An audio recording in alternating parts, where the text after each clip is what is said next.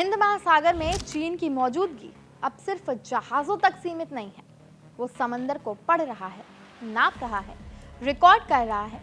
कहाँ पानी कितना गहरा है, कहाँ समुद्र की तह अचानक नीचे गिरती है, किस इलाके में आवाज कितनी दूर तक जाती है और कौन सा रास्ता पनडुब्बी को सबसे देर तक छिपा कर रख सकता है।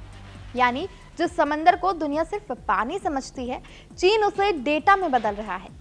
और यही डेटा किसी भी नौसेना के लिए सोने से ज्यादा कीमती हो सकता है। पुणे में एक सेमिनार के दौरान नेशनल डिफेंस एकेडमी के commandant vice admiral Anil Jaggi ने चेतावनी दी है कि हिंद महासागर में चीन बड़ी संख्या में रिसर्च और सर्वे जहाज चला रहा है। इन जहाजों का नाम रिसर्च है, लेकिन इनके जुटाए आंकड़ों का इस्तेमाल सिर्फ विज्ञान तक सीमित रहे, इस बात की कोई गारंटी नहीं है, क्योंकि समंदर की गहराई, तापमान, धाराओं और समुद्री तल की सही जानकारी वही चीज है जो किसी पनडुब्बी को ढूंढने में भी मदद करती है और छिपने में भी। और यहीं से शुरू होती है असली बेचैनी।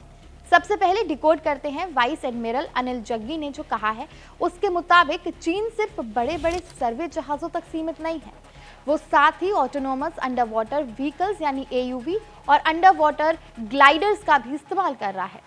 ये ऐसे उपकरण हैं जो बिना किसी इंसान के अपने आप समंदर के अंदर महीनों तक तैरते रहते हैं, डेटा जमा करते हैं और सैटेलाइट से डेटा सीधा चीन भेज देते हैं। वाइस एडमिरल जग्गी ने कहा है कि चीन की ऐसी गतिविधियों को महज वैज्ञानिक रिसर्च नहीं कहा जा सकता।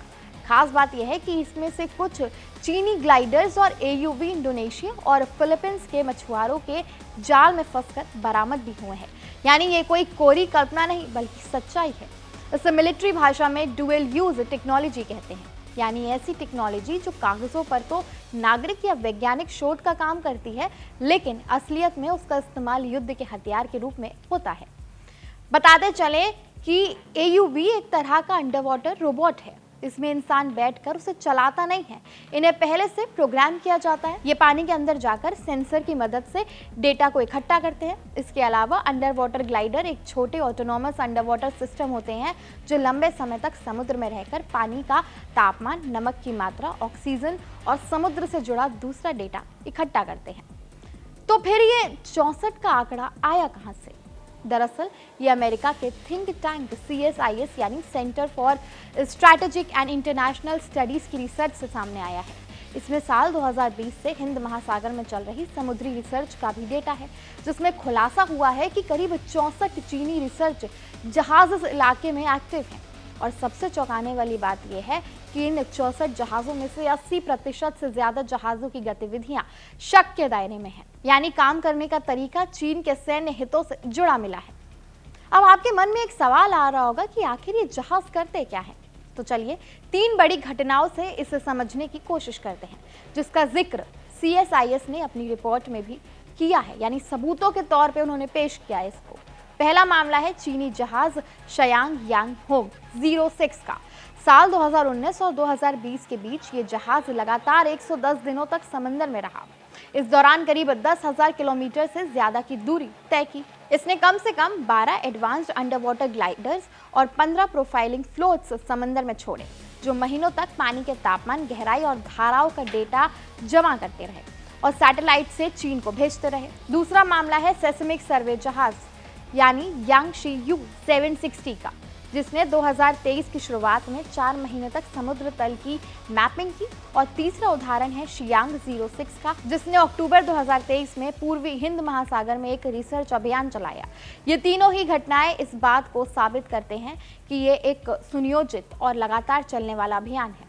वहीं भारत ने भी सितंबर 2019 में चीनी जहाज शियान 1 को अंडमान द्वीप के पास बिना अनुमति सर्वे करते पकड़ा था और उसे तुरंत भारतीय जल सीमा से बाहर ढकेला था। और सबसे ताज़ा मामला 2025 की शुरुआत में देखने को मिला, जहां शयांग यांग होंग 01 नाम का जहाज अंडमान निकोबार द्वीप समूह के पास करीब 3 महीने तक डटा रहा।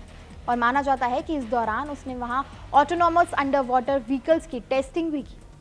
तो फिर चीन आखिर ये सब कर क्यों रहा है? इसका जवाब छिपा है पनडुब्बी युद्ध की दुनिया में। दरअसल समुद्र कितना गहरा है, समंदर में कितना पानी है, तापमान, खारापन, लहरों की दिशा और समुद्र तल की बनावट ही तय करती है कि पनडुब्बी कितनी खामोशी से कितनी गहराई में छिप सकती है। डिफेंस एक्सपर्ट ये अंदेशा जता रहे हैं कि चीन इसी डेटा से हिंद महासागर में अपनी परमाणु पनडुब्बियां तैनात कर रहा है। रॉयटर्स की रिपोर्ट के मुताबिक चीन हिंद महासागर समेत कई अहम समुद्री इलाकों में समुद्र की तलहटी की मैपिंग और निगरानी बड़े स्तर पर कर रहा है। अब एक नजर आंकड़ों पर भी डाल लेते हैं। आईएमओ के डेटा के आधार पर AMTI की रिपोर्ट के मुताबिक 1990 के बाद बने रजिस्टर्ड सर्वे जहाजों में चीन के पास 64 जहाज हैं, जबकि अमेरिका के पास सिर्फ 44 और जापान के पास महज 23 जहाज हैं। यानी इस मामले में चीन काफी आगे है और भारतीय नौसेना के पास सर्वे जहाजों की कमी है। लंबे समय तक भारत का सर्वे जहाज INS संध्याक रहा है, लेकिन 2021 में इसे 4 दशकों की सेवा के बाद रिटायर किया गया। इसके बाद नए संध्याक क्लास के चारों सर्वे जहाज INS संध्याक, निर्देशक, इक्षक और संशोधक अब समंदर में उतर चुके हैं। अब आते हैं इंडियन नेवी की उन तैयारियों पर जो ऐसे खतरों से निपटने के लिए बड़े कदम उठा रही है।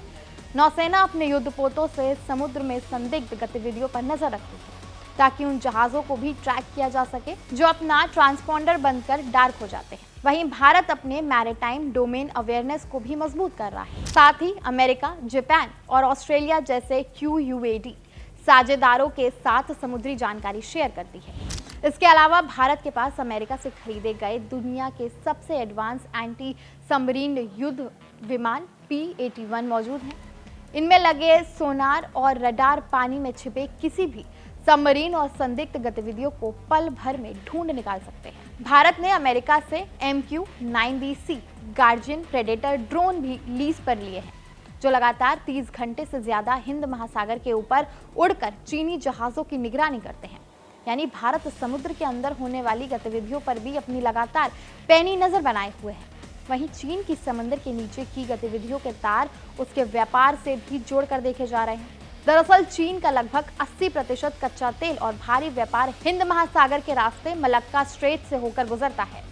ये संकरा समुद्री रास्ता है जहां चीन को आशंका है कि भारत और अमेरिका इस रूट को ब्लॉक कर सकते हैं। इससे बचने के लिए चीन दोहरी रणनीति पर काम कर रहा है। पहला, स्ट्रिंग ऑफ पर्ल्स यानी भारत को चारों तरफ से घेरना। जिबूती में चीन का पहला विदेशी नौसैन्य बेस है। पाकिस्तान के गवादर पोर्ट, श्रीलंका के हम्बैंटोटा और म्यांमार के क्यायुक्यू पोर्ट पर चीन का अघोषित नियंत्रण है। दूसरा, under water great wall room. चीन अब हिंद महासागर में सिर्फ सतह पर ही नहीं बल्कि समंदर की गहराई में भी अपनी नौसेना की बादशाहत स्थापित करना चाहता है ताकि वो सुंडा और लोम्बोक जैसे वैकल्पिक रास्तों से हिंद महासागर में प्रवेश कर सके। दरअसल चीन की नौसेना संख्या के लिहाज से अब दुनिया की सबसे बड़ी नौसेना बन चुकी है। जाहिर है हिंद महासागर में ये रिसर्च शिप वाला नेटवर्क इसी बड़ी तस्वीर का एक हिस्सा है। भले ही समंदर के ऊपर से सब कुछ सामान्य दिखे, लेकिन उसके अंदर एक खतरनाक होड़ चल रही है। वाइस एडमिरल अनिल जग्गी की चेतावनी सिर्फ एक बयान नहीं बल्कि भारत के लिए एक इशारा है कि उसे अपनी समुद्री निगरानी क्षमता को और ज्यादा तेज करना होगा, अपने सर्वे बेड़े को मजबूत करना होगा, क्षेत्रीय साझेदारों के साथ मिलकर हिंद महासागर पर पकड़ बनाए रखनी होगी। आखिर सवाल सिर्फ ये नहीं है कि आज समंदर में कौन ज्यादा जहाज भेज रहा है, बल्कि यह है कि आने वाले दशकों में हिंद महासागर पर असली रणनीतिक बढ़त किसके पास होगी। क्या चीन हिंद महासागर में सिर्फ सर्वे कर रहा है या अपनी न्यूक्लियर सबमरीन के लिए रास्ते साफ कर रहा है? क्या ये रिसर्च शिप असल में आने वाले अंडर वाटर मिलिट्री मौजूदगी की जमीन तैयार कर रही है? और अगर चीन ने हिंद महासागर की गहराइयों को भारत से बेहतर समझ लिया तो अगली लड़ाई शुरू होने से पहले ही बढ़त किसके पास होगी? इस बार खतरा सीमा पर नहीं है, वो समंदर की तह में डेटा बनकर जमा हो रहा है, खामोशी से, लगातार और बेहद व्यवस्थित तरीके से। कैसी लगी आपको हमारी ये खबर? हमें कमेंट सेक्शन में जरूर बताएं। अगर खबर पसंद आई हो तो चैनल को लाइक, शेयर, सब्सक्राइब करना ना भूलें। आपके साथ मैं थी मान्या शर्मा।